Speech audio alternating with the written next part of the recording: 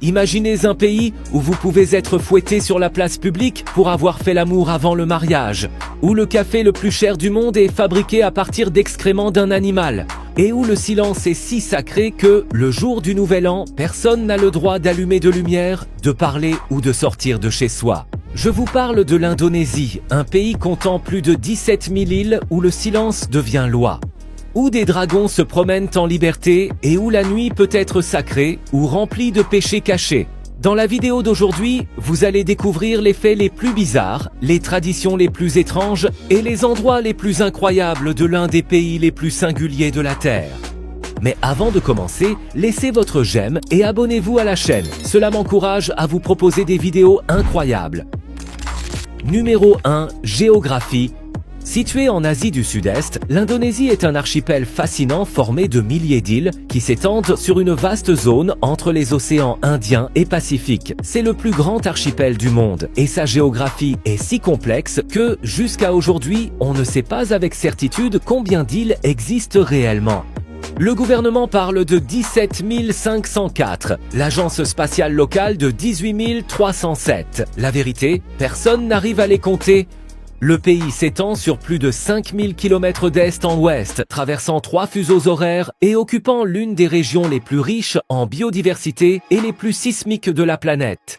Java, Sumatra, Bornéo, Sulawesi et la Nouvelle-Guinée occidentale sont ses plus grandes îles, tandis que des milliers d'autres demeurent isolées, sauvages et vierges, comme si elles étaient des mondes à part. Cette géographie fracturée n'est pas seulement physique, elle façonne la culture, la religion, les coutumes et même les langues parlées. Numéro 2. Population. Avec plus de 270 millions d'habitants, l'Indonésie est tout simplement le 4e pays le plus peuplé de la planète, se classant derrière la Chine, l'Inde et les États-Unis. Mais ce qui est vraiment impressionnant ici, ce n'est pas le nombre. C'est la diversité humaine qui vit dispersée à travers cet archipel. L'Indonésie abrite plus de 300 ethnies différentes qui coexistent sur des îles séparées par des mers, des forêts et des reliefs. Le plus grand groupe ethnique du pays est constitué par les Javanais qui représentent environ 42% de la population totale. Cependant, il existe des dizaines d'autres groupes ayant leur propre langue, tenues traditionnelles, croyances et coutumes.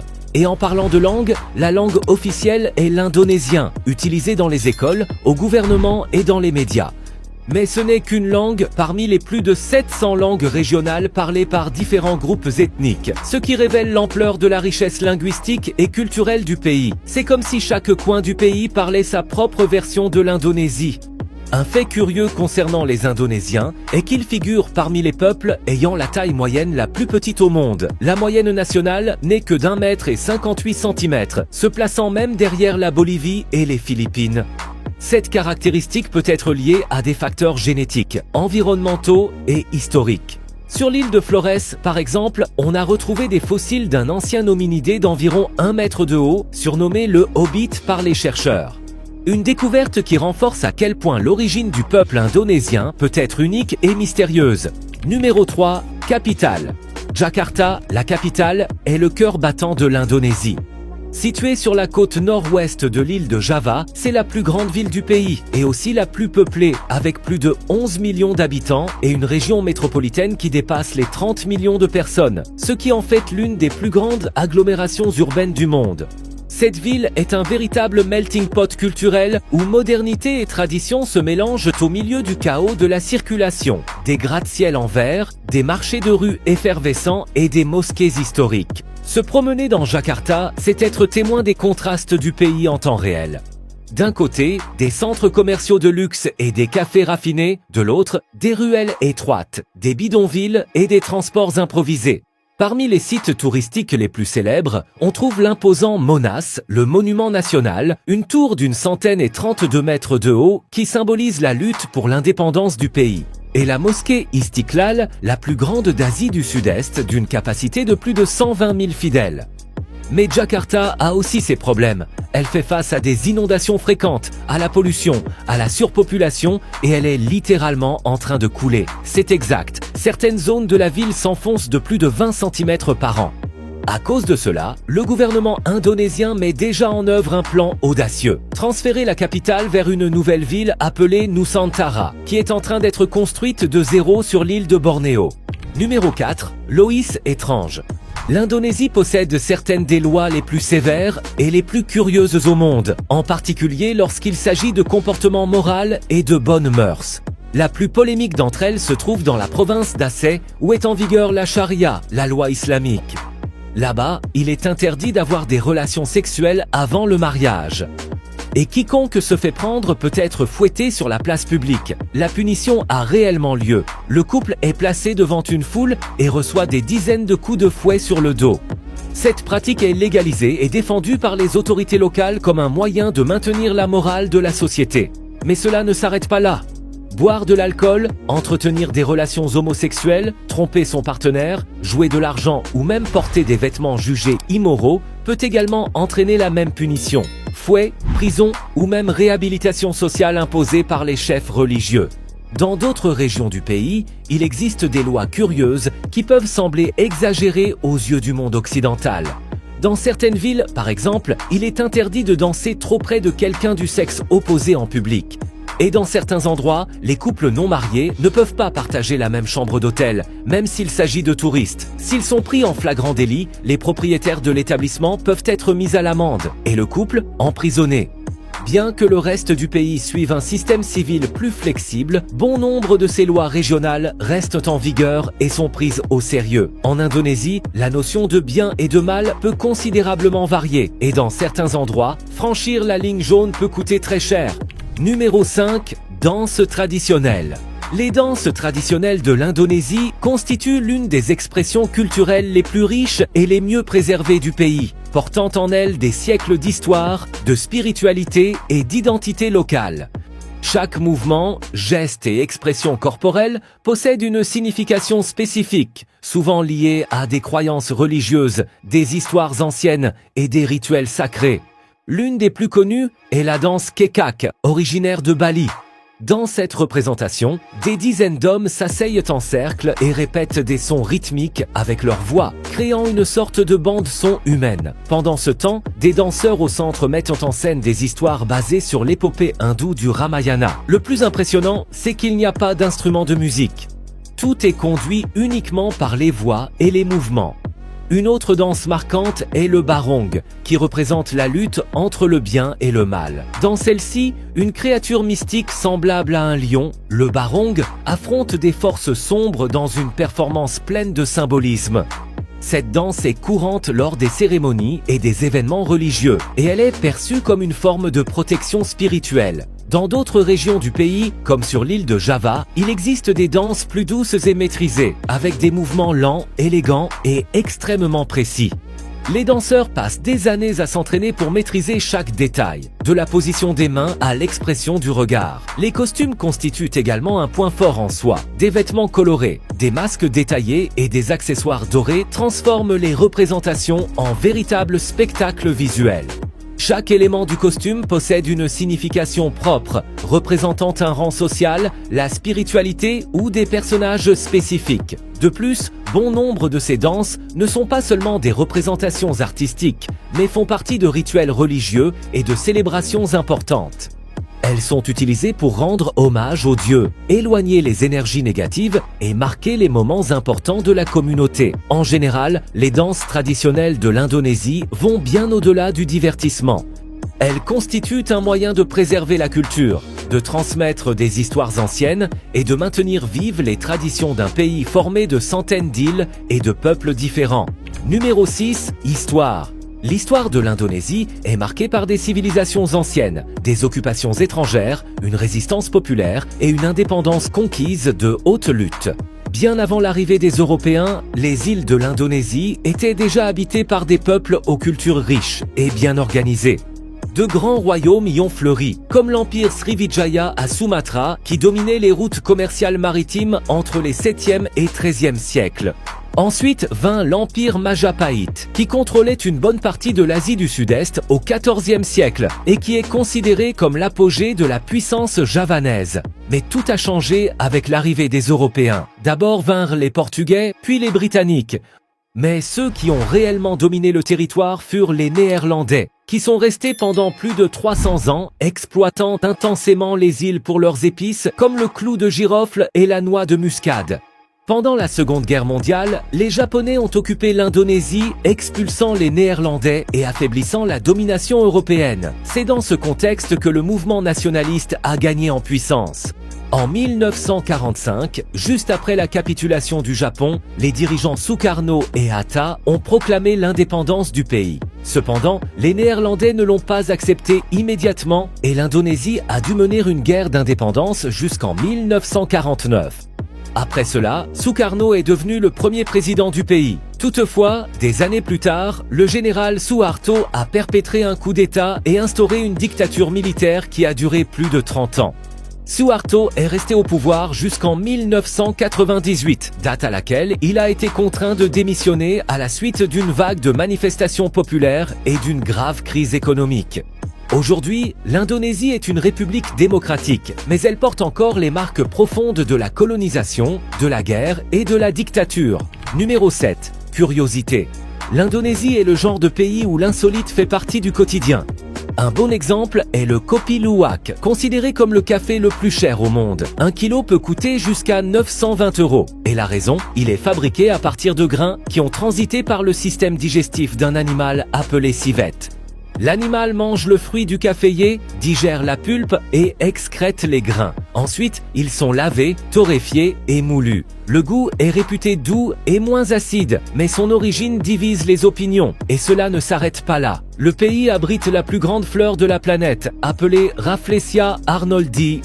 Cette fleur géante peut atteindre 90 cm de diamètre et peser jusqu'à 10 kg. Le plus impressionnant et le plus désagréable, c'est qu'elle dégage une forte odeur de chair en décomposition, ce qui lui a valu le surnom de fleur cadavre, un spectacle bizarre de la nature.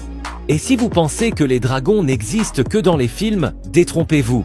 En Indonésie vit le plus grand lézard de la planète, appelé le dragon de Komodo. Il peut atteindre 3 mètres de long, peser plus de 60 kg et c'est un redoutable prédateur. Fort, rapide et doté d'une morsure venimeuse. Il peut attaquer des cerfs, des buffles et même des êtres humains. Ces animaux peuplent quelques îles spécifiques comme Komodo, Rinca et Flores et on peut les observer de près dans des zones protégées au sein de parcs nationaux. Une autre curiosité peu connue est que l'Indonésie figure parmi les pays abritant la plus grande biodiversité marine au monde. L'archipel abrite 75% des espèces de coraux de la planète et plus de 1400 espèces de poissons. C'est pourquoi le pays est considéré comme un véritable paradis pour les plongeurs, attirant des aventuriers venus des 4 coins du globe. De plus, l'Indonésie est le pays qui compte le plus grand nombre de volcans actifs au monde. On y dénombre environ 130 volcans en activité, dont beaucoup sont surveillés 24 heures sur 24. L'un des plus dangereux fut le Krakatoa, qui est entré en éruption en 1883, provoquant 2 tsunamis gigantesques, détruisant des villages entiers et causant des changements climatiques mondiaux qui ont duré des années. Et si vous aimez les extrêmes, en voici un de plus. L'Indonésie est le seul pays au monde qui fait partie en même temps de 2 continents, l'Asie et l'Océanie, de 2 océans, l'Indien et le Pacifique, et de 2 hémisphères, le Nord et le Sud, un véritable carrefour géographique mondial. Numéro 8, Festival. L'Indonésie abrite une immense variété de festivals religieux et culturels, mais aucun n'est aussi singulier que le Nyepi, le célèbre jour du silence, célébré sur l'île de Bali. Alors que le monde entier célèbre le Nouvel An avec des fêtes, des lumières et des feux d'artifice, à Bali, le premier jour de l'année est marqué par 24 heures de silence absolu. Pendant cette période, il est interdit de sortir de chez soi, de travailler, d'utiliser des appareils électroniques, d'allumer des lumières et même de parler fort. Le silence est pris tellement au sérieux que même l'aéroport international de Bali ferme complètement. L'objectif du Nyepi est de purifier l'esprit, de favoriser l'introspection et d'éloigner les mauvais esprits par le calme total. En revanche, le lendemain de ce silence absolu a lieu un festival diamétralement opposé, l'Omed Omedan, également connu sous le nom de Festival des baisers. De jeunes célibataires se réunissent en groupe et, au signal des anciens, courent les uns vers les autres et s'embrassent au milieu de la rue, tandis que la foule autour d'eux leur jette des seaux d'eau dessus. C'est un événement joyeux, chaotique et plein de symbolisme au cours duquel de nombreux couples se rencontrent et entament même des relations. Une célébration qui mêle tradition, divertissement et une touche de romantisme. Outre ces événements, il existe des festivals religieux comme le Vesak, la principale fête bouddhiste du pays, célébrée au temple de Borobudur avec des processions, des prières et le lâcher de lanternes dans le ciel. Il y a aussi des fêtes musulmanes, hindoues, chrétiennes et des rituels locaux, selon les régions, ce qui témoigne de l'énorme diversité culturelle de l'Indonésie. Numéro 9, site touristique. L'Indonésie est un paradis pour les amateurs de nature, de culture et d'expériences hors du commun. Avec des milliers d'îles éparpillées entre deux océans, le pays offre des paysages qui semblent tout droit sortis de films. La destination la plus célèbre est, sans aucun doute, Bali, connue comme l'île des dieux, avec ses plages paradisiaques, ses richières en terrasses, ses temples hindous et une atmosphère spirituelle unique. L'île attire des millions de visiteurs chaque année. En 2009, Bali a été élue meilleure île du monde et selon une étude, l'île offre le deuxième plus beau coucher de soleil de la planète. Un autre lieu fascinant est le lac Toba, situé sur l'île de Sumatra. Il s'agit du plus grand lac volcanique du monde, avec environ 100 km de long et une profondeur qui dépasse les 500 mètres. Au centre du lac se trouve une île appelée Samosir, foyer de communautés ethniques traditionnelles qui préservent leur propre langue, danse et croyances. De plus, le pays possède 9 sites reconnus comme patrimoine mondial par l'UNESCO. Le plus emblématique est le temple de Borobudur, situé dans le centre de Java. Considéré comme le plus grand temple bouddhiste au monde, Borobudur impressionne avec ses 9 plateformes en forme de pyramide. 6 carrés et 3 circulaires, surplombés d'un dôme central. On y trouve plus de 500 statues de Bouddha et près de 3000 panneaux sculptés dans la pierre qui racontent les enseignements bouddhistes et des scènes de la vie de Siddhartha Gautama. Un lieu sacré, silencieux et absolument hypnotisant. Toujours sur l'île de Java se trouve le majestueux temple de Prambanan, le plus grand complexe hindou d'Indonésie avec ses tours élancées et ses sculptures qui racontent des légendes hindoues. Un autre endroit qui mérite d'être souligné est le parc national d'Ujung Kulon, à l'extrémité occidentale de Java.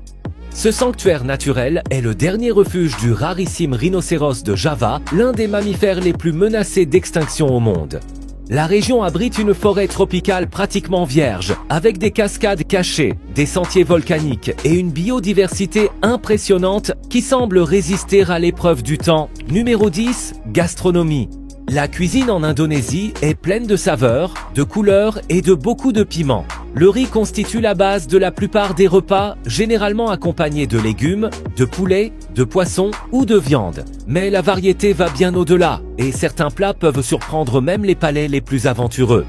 L'un des plats les plus populaires est le nasi goreng, un riz sauté avec des œufs, des légumes et parfois de la viande ou des crevettes, assaisonné de sauce soja et d'épices, simple, bon marché et présent dans pratiquement tous les foyers et restaurants du pays.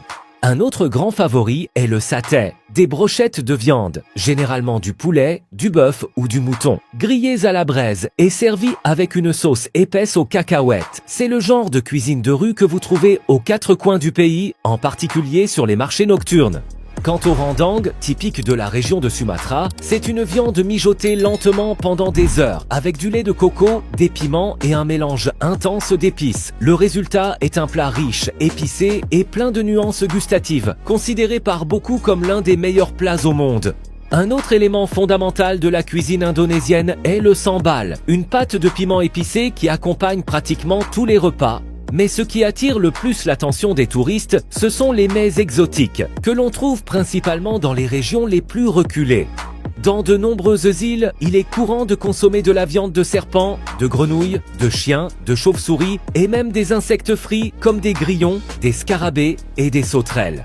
Sur l'île de Sulawesi, par exemple, il existe un plat appelé paniki à base de chauve-souris cuites dans du lait de coco avec du piment. Bien que cela suscite l'étonnement chez de nombreux visiteurs, c'est considéré comme un mets traditionnel et hautement valorisé dans la région. Sur les marchés traditionnels, il est également possible de trouver le controversé balut, un œuf de canard fertilisé contenant un embryon partiellement développé. Bien qu'il soit plus courant aux Philippines, il est aussi consommé dans certaines parties de l'Indonésie où il est perçu comme un aliment nutritif et aphrodisiaque. Numéro 11, économie. L'économie de l'Indonésie est l'une des plus importantes et des plus dynamiques d'Asie du Sud-Est, soutenue par une combinaison de ressources naturelles, d'industrie et de services. Avec plus de 270 millions d'habitants, le pays dispose d'un marché intérieur gigantesque, ce qui stimule la consommation et maintient l'économie en perpétuel mouvement. L'un des piliers économiques de l'Indonésie est l'exploitation des ressources naturelles. Le pays est l'un des plus grands producteurs mondiaux de charbon, d'huile de palme et de nickel, et possède également d'importantes réserves de pétrole et de gaz naturel. Ces produits sont largement exportés et représentent une part essentielle des revenus de l'État. L'agriculture joue également un rôle fondamental. Des millions de personnes travaillent dans les campagnes pour cultiver le riz, le café, le cacao et les épices. Le riz, en particulier, est la base de l'alimentation du pays et l'un des produits les plus importants pour la consommation intérieure. Un autre secteur important est l'industrie, qui n'a cessé de croître au fil des ans. L'Indonésie produit aussi bien des textiles et des chaussures que des produits électroniques et des automobiles, avec de nombreuses usines tournées à la fois vers le marché intérieur et vers l'exportation. Le tourisme contribue de manière significative à l'économie, particulièrement dans des régions comme Bali, où les hôtels, les restaurants et les services créent des emplois et génèrent des milliards d'euros chaque année. Malgré cela, une grande partie de la population travaille dans le secteur informel. Les petits commerces, la vente de rue et les services indépendants sont courants, et beaucoup de gens ne disposent pas de revenus fixes ni d'accès aux avantages sociaux de base que l'on connaît en France. L'économie est également confrontée à des défis structurels tels que la corruption, la bureaucratie et les inégalités de revenus. Par ailleurs, les régions les plus reculées présentent encore des déficits d'infrastructures, ce qui freine le développement économique local. Dans l'ensemble, l'Indonésie conserve une économie diversifiée et en croissance, reposant sur l'exploitation des ressources, la consommation intérieure et l'expansion industrielle, mais qui reste marquée par des défis qui affectent directement la vie de millions de personnes. Numéro 12, religion. L'Indonésie est le plus grand pays musulman du monde en nombre d'habitants. Environ 87% de la population est musulmane, ce qui représente plus de 230 millions de personnes. Mais, à la différence des pays du Moyen-Orient, l'islam y possède une identité propre, plus souple, mêlée aux croyances locales et souvent adaptée aux traditions régionales. C'est pourquoi, sur certaines îles comme Java, l'islam se fond avec des coutumes hindoues, bouddhistes et même animistes, créant des pratiques uniques qui n'existent que là-bas. Sur l'île de Bali, en revanche, la majorité de la population est hindoue, ce qui transforme complètement le paysage. Là-bas, vous voyez des offrandes dans les rues, des temples ornés de statues mythologiques et des fêtes traditionnelles presque tous les jours. Un fait curieux est que bien que la Constitution garantisse la liberté religieuse, l'État ne reconnaît officiellement que 6 religions. L'islam, le protestantisme, le catholicisme, l'hindouisme, le bouddhisme et le confucianisme. Et tous les citoyens sont tenus de déclarer leur religion sur leurs documents officiels. Être officiellement athée n'est pas une option reconnue. Numéro 13. Vie nocturne. La vie nocturne en Indonésie dépend énormément de la région. Dans certaines parties du pays, sortir le soir pour s'amuser est tout à fait normal. Dans d'autres, c'est presque interdit. Sur l'île de Bali, la nuit commence tard et se termine au lever du soleil. La région est célèbre pour ses fêtes sur la plage, ses clubs de musique électronique, ses bars avec concerts et ses terrasses sur le toit avec vue sur la mer. Et ce n'est pas tout. Les massages sensuels et les services d'escorte font également partie de l'envers du décor touristique de l'île, notamment dans les zones les plus fréquentées. Bien qu'illégal, ce service existe à grande échelle, souvent dissimulé sous l'appellation de massage complet. À Jakarta, la capitale, la vie nocturne est également intense, mais beaucoup plus urbaine. Les centres commerciaux restent ouverts tard. On y trouve des bars branchés, des karaokés, des salons de chicha et des discothèques au sein d'hôtels de luxe. La ville ne dort jamais. Malgré les embouteillages monstres et une chaleur constante, les habitants adorent sortir pour manger, boire et danser. En revanche, dans les villes à majorité musulmane, les divertissements ont tendance à être plus discrets, se résumant à des restaurants ouverts le soir, des cafés et des événements culturels. En Indonésie, la nuit change de visage sur chaque île. Dans l'ensemble, la vie nocturne n'y suit pas un modèle unique. Elle peut être extrêmement animée dans les zones touristiques, mais aussi très limitée et contrôlée dans d'autres parties du pays, selon les lois locales et la culture de la région. L'Indonésie n'est pas un pays facile à définir. Sur un seul et même territoire, vous trouvez des îles paradisiaco-tropicales et des volcans en activité, des temples millénaires et des fêtes sur la plage, des châtiments publics et des salons de massage clandestins, des croyances ancestrales et des métropoles ultramodernes. C'est un archipel qui défie la logique.